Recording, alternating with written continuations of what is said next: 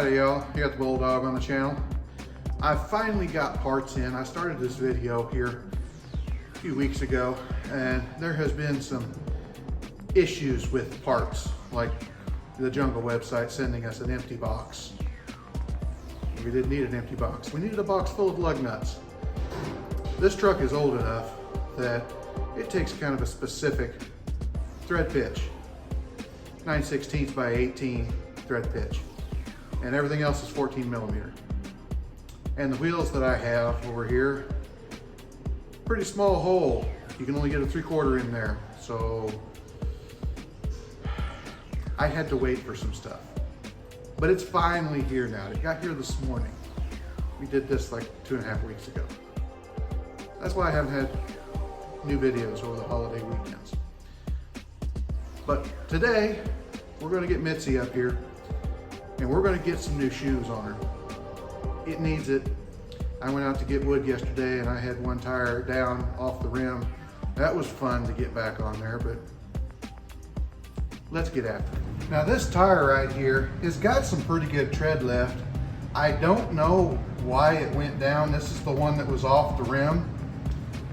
But it wasn't fun getting this thing to seat up just so that I could go out and cut some firewood. These are the old style wheels that don't have much of a bead lock. They're 16.5s. They're really hard to find. You're limited on tread pattern. They don't make these tires anymore.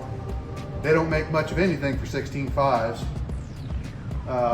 These tires, they got some pretty good tread left on them, but they're old enough to vote, to buy alcohol, to worry about their 401k.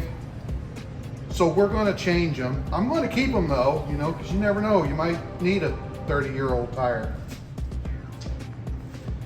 Now our issue is going to be here, mainly on the front end. The front corner of this fender, I'm not worried too much about it. I'm going to roll it a little bit, but this running board right here is definitely going to interfere because these wheels and tires, they're big. So it's going to jack it up in the air a little bit more. What I'm going to do is I'm going to cut down the running board a little bit, and then we're going to run a brace across underneath here and attach it to the cab over there so that I can keep my running boards, because I'm short. Everybody around me's short. Or half of them anyway. And we're gonna make this taller. When you make it taller and take away the running boards, that just wouldn't work. So we're gonna make something work here so that we can get back up in the truck with these tall tires we're about to put on there. We are gonna be saving these hubcaps, of course. These are OE hubcaps, so the ones that came on the truck in 1975. So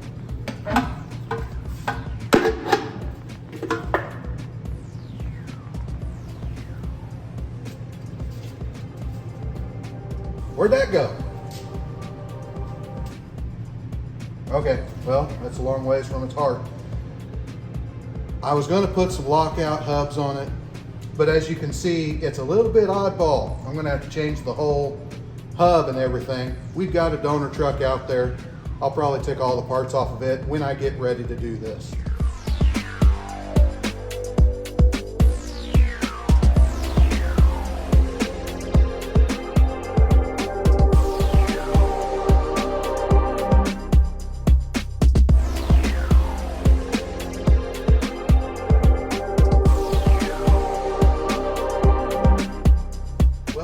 Definitely more work than it needed to be. I wasn't around for everything, but I don't know, I can't confidently say that these wheels have been off since I serviced the truck back in like 1998, so they might have been there for a while. And it's lovely that this thing leaked down and came off the bead, and now it has no leak, so just how my day goes.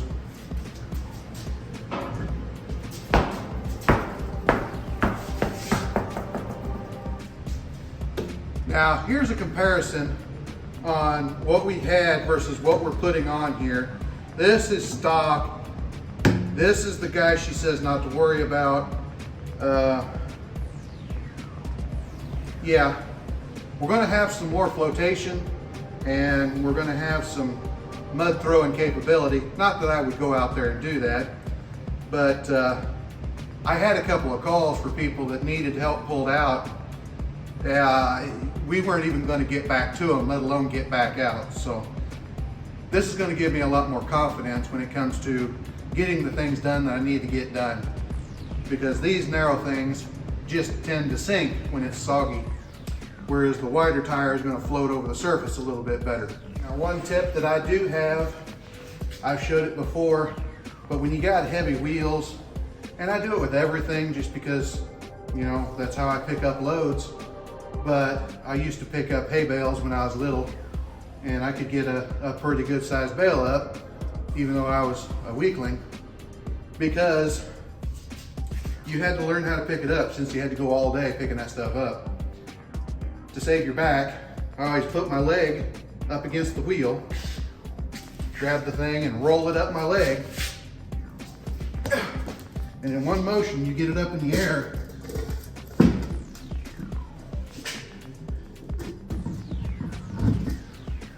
And you can get it on there pretty easily. Now, these things, it's fancy for what we have, but mainly I just wanted nice wide tires and a little bit of height. I don't necessarily like the big 20-inch rims that are all fancy, but they work. And the holes in these things, this is why we had to wait, because nobody carries these lug nuts anymore unless they're the 7/8 hex that goes on it.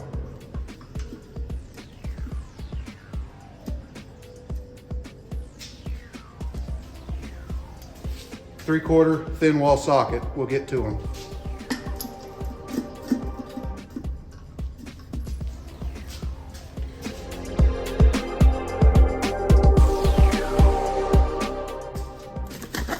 Well, that's unfortunate.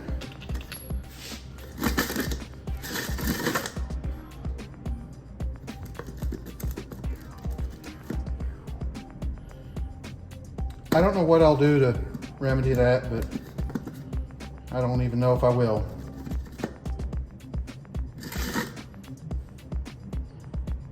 We'll never hear it.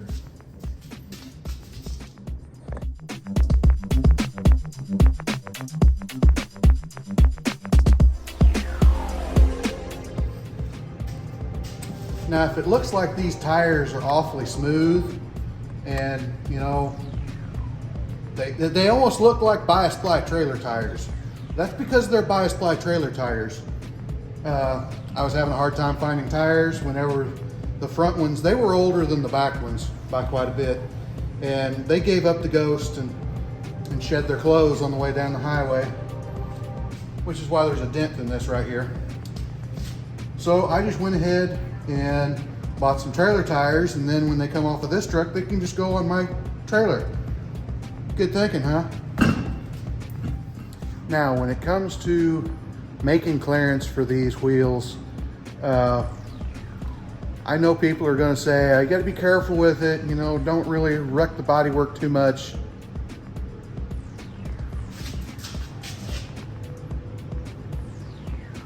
Not worried about the bodywork. These fenders were put on brand new in 1988 or something like that. We're just gonna take this corner here and see if I can just roll it up towards the front and give it, you know, about that much, just so that this corner here is not in the way. I don't think this will interfere hardly any, but if it does, I will deal with it. This is gonna be a different story. And the fact that there's a hole back here, that also kind of gives me pause. But I believe what I'm gonna do is just cut it back and trim that. Maybe I'll try to put this back on if I can. Maybe, I don't know. Up here, not a big deal. Down here, it's a big deal. So let's get after it. Okay, now I'm going to just try to French the edge of this fender in a little bit and then roll this up. I might beat on this a little bit, try to get it angled up a little bit. Doesn't have to be perfect, I just don't want it cutting into the tire.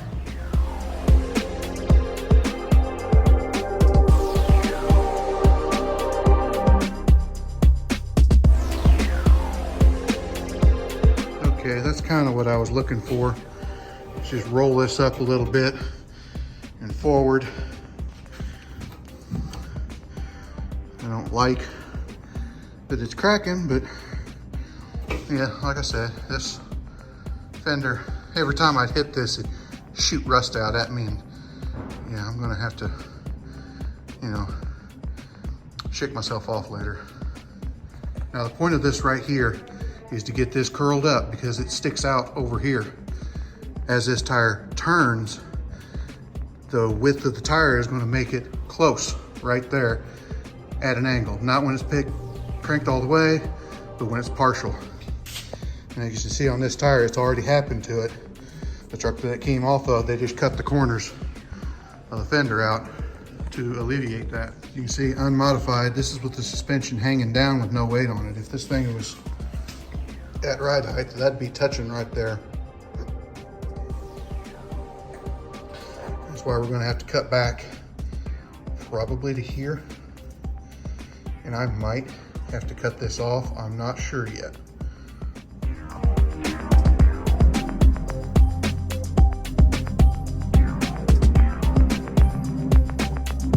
It would appear that what this is here is a patch that they put over the rust hole that rusted out.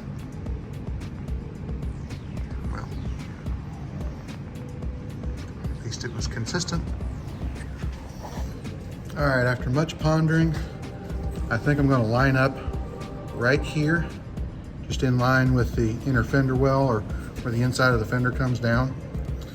I'll line up right here and just cut straight across on the running board. Take this piece off, and I will probably try to cut up at an angle, or maybe fold it in. I am not sure yet. I need to have something to screw to, and I think this is relatively solid, even though it's been full of mud for years. Because if I cut this, there'll be a gap between the inner casing of the fender and the outer fender. I like to avoid that if I can, but if I can't, I'll do what I can.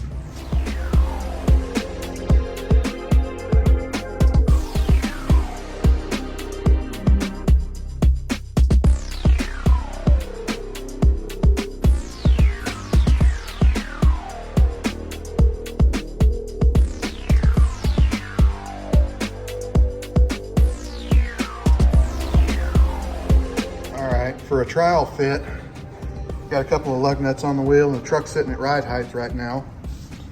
And with this cut off of there, we're close, but it's going to need some clearance.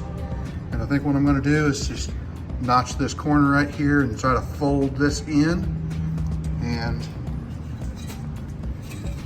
put my panel back on. And I'm pretty sure we'll be good to go. That way I don't have to do any modification underneath.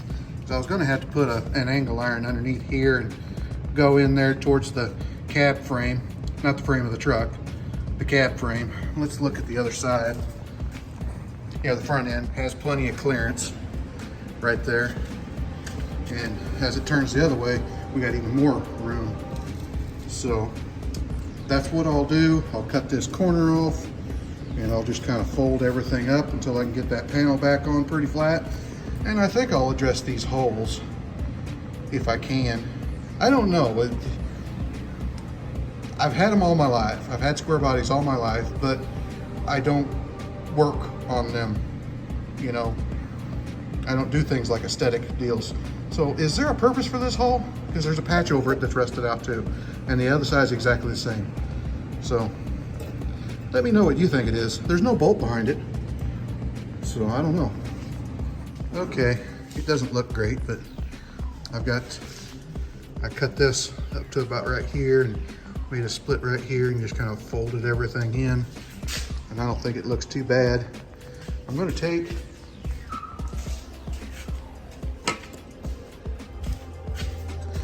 this piece right here that has the front on it. And what I'm gonna do is cut this reinforcement underneath here. I'm just gonna bolt it right back on underneath. I'm just gonna have this cut off here so that it's out here, put a bolt in the corner, put a couple bolts over the top, and then everything will be there like we need it to be. And put it back together almost like it was. Okay, rolled that back underneath a little bit, flattened it all out. I took that piece and moved it back, bolted it up, put 3 bolts across here, put an extra bolt in here, just so that it be held up pretty good. Bolted this back onto the front of it, put a bolt in here and 2 screws in here, and we've got plenty of room right there. So we're just gonna match the other side and call her good. Okay, we got her all done. We got good clearance right there, and we got good clearance right here. And it doesn't look too bad. I mean, it almost looks stock until you get really close. Bolted that up there, put a bolt nut on the top, and a couple of screws right there just to hold everything up. And that holds this front corner. That way you're not pulling down on it.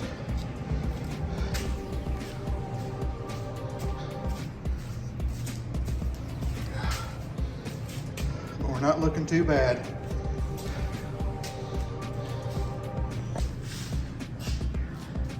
You don't have to be an expert at it.